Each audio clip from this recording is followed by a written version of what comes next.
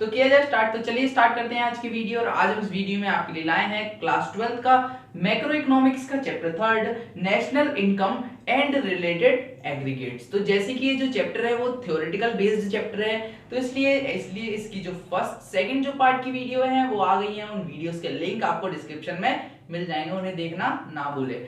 तो जैसे कि आज हम इस वीडियो में डिस्कस करने वाले हैं nominal GDP and real GDP के बारे में।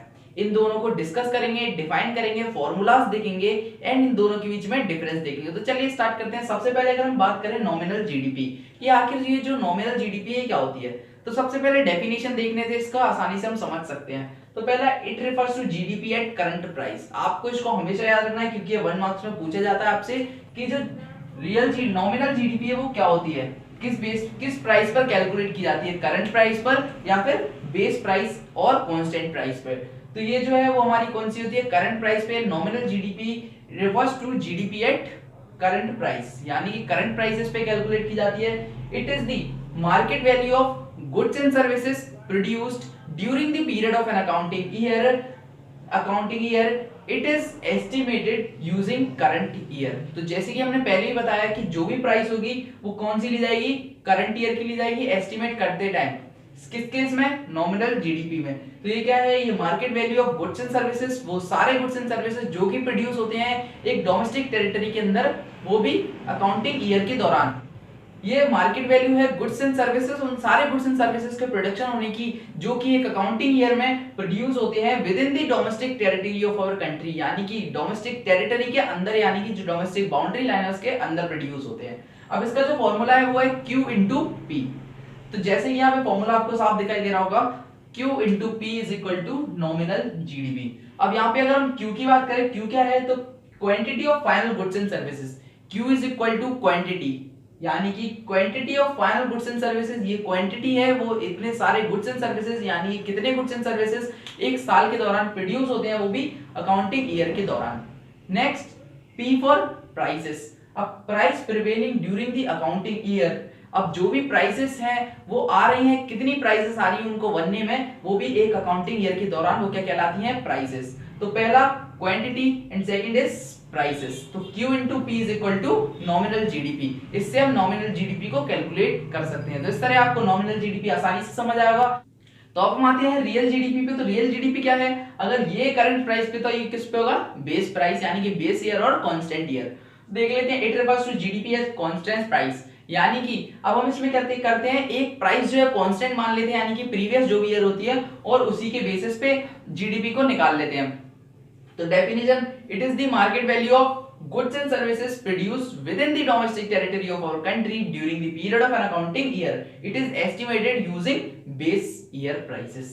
अब इसमें क्या लेते हैं हम, इसमें हम लेके चलते हैं सबसे पहली चीज तो कांस्टेंट और second is base year price, यानी कि अब हम इसमें क्या मान लेते हैं, एक बेस ईयर मान लेते हैं, उसके बेसिस पे हम रियल जीडीपी को निकाल देते हैं। सेम फॉर्मूला है। अब देखते हैं फॉर्मूले में आपको क्या चेंजेस करने होंगे। तो फॉर्मूला इसका है Q इंटू पी स्टार। अब यहाँ पे क्या बढ़ गया, एक स्टार बढ़ गया यहाँ पे। इट मींस कुछ ना कुछ तो चेंज हुआ होगा, लेकिन किसमें, प्राइस में। क्वांटिटी तो वही सेम रहेगी। तो Q is equal to quantity of final goods and services produced during the period of an accounting year. ये कितने गुड्स एंड सर्विसेज, क्वांटिटी जो है प्रोड्यूस होती है अकाउंटिंग ईयर के दौरान, वो Q होता है। एंड P यहाँ पे क्या होगा,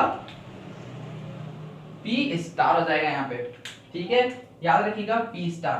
price prevailing during the base year. अब जो प्राइस आ रही है वो भी किसके दौरान, बेस ईयर के दौरान। जो भी प्राइसेस होती हैं वो क्या कहलाती है, हमारी P स्टार कहलाती है। Base year it means P star, और करंट ईयर अगर है, यानी कि यहाँ पे क्या होगा, करंट ईयर, तो क्या होगा, ओनली P लिखा होगा। तो इस तरह आपको रियल जीडीपी और नॉमिनल जीडीपी अच्छे से समझ आया होगा।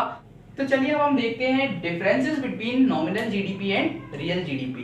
तो जैसे कि आपने अभी दोनों के बारे में देखा कि नॉमिनल जीडीपी क्या था और रियल जीडीपी क्या था, तो अब हम देखते हैं कि क्या क्या दोनों के बीच डिफरेंसेस हैं, क्यों दो एक दूसरे से अलग है। नॉमिनल अलग है जीडीपी रियल से, एंड रियल अलग है नॉमिनल जीडीपी से। तो चलिए स्टार्ट करते हैं। पहला जो पॉइंट है वो है it is GDP at current price.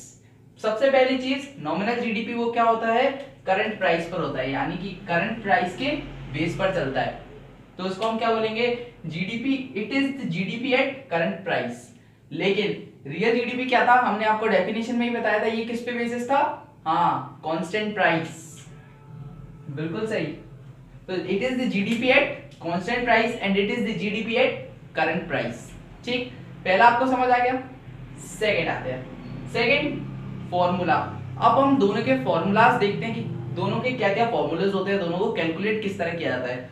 तो ये होता है हमारा real GDP into price index upon 100।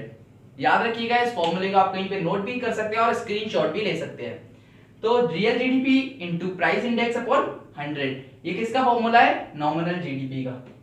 याद रखिए, देखो नॉमिनल है तो नॉमिनल के केस में अगर जब भी नॉमिनल आपसे पूछा जाता है तो उस केस में आपको रियल जीडीपी गिवन होगा ऑलरेडी। ठीक है, इतना याद रखिएगा, आपको आसानी से लाना हो जाएगा। नॉमिनल का पूछेंगे तो रियल गिवन होगा और रियल का पूछेंगे नॉमिनल गिवन होगा। तो ये भी फॉर्मूला सेम ऐसे ही है, real GDP is equal to nominal GDP upon price index into 100। Same वही है, आप इस फॉर्मूले से भी इसे बना सकते हैं। मान लीजिए अगर नॉमिनल जीडीपी दिया होता तो आप क्या करते? नॉमिनल जीडीपी को ऊपर रखते, प्राइस इंडेक्स को नीचे ले जाते हैं, 100 को मल्टीप्लाई में ला देते। तो ये फॉर्मूला भी आप इससे आसानी से बना सकते हैं। देखिए, अगर रियल आपसे पूछा जाएगा तो नॉमिनल गिवन होगा और नॉमिनल आपसे पूछा जाएगा तो रियल गिवन होगा। इस तरह आप देखिए आसानी से लर्न कर सकते हैं। थर्ड पे आते हैं, third is nominal GDP is equal to Q into P. ये तो हमने पहले देख लिया कि नॉमिनल जीडीपी जो होता है वो होता है क्यू इंटू पी, यानी कि quantity and second is price. Quantity हमने कितनी एक अकाउंटिंग ईयर के दौरान प्रोड्यूस की एंड प्राइस, उसमें कितनी प्राइस जो प्रिवेल हुई वो कितनी आई। नेक्स्ट रियल जीडीपी में क्यू इंटू पी स्टार। अब यहाँ पे पी स्टार का मतलब क्या था? P star it means base year. ठीक है, ये तो आपको याद ही होगा ना, बेस ईयर। ठीक, P इंटू पी स्टार जो होगा बेस ईयर। नेक्स्ट जो फोर्थ पॉइंट है वो है it is estimated on the basis of current year prices. याद रखिएगा इसको, ये किसके बेसिस पे कैलकुलेट किया जाता है? करंट ईयर प्राइसेस पे। ठीक, याद रखिएगा, करंट ईयर पे कौन होता है? Nominal GDP. देन जो रियल जीडीपी होता है वो किस पे? बेस ईयर पे कैलकुलेट किया जाता है, यानी कि बेस ईयर प्राइसेस पे।